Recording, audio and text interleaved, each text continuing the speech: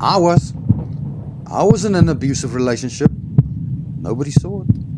Not the shouting, not the manipulation, not the way I slowly stopped recognizing myself.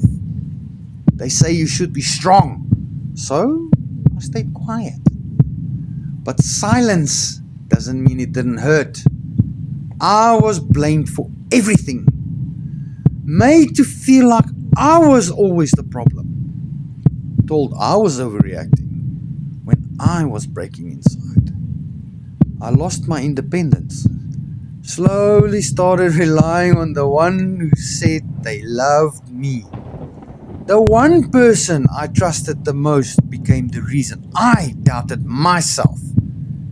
The anger had nowhere to go.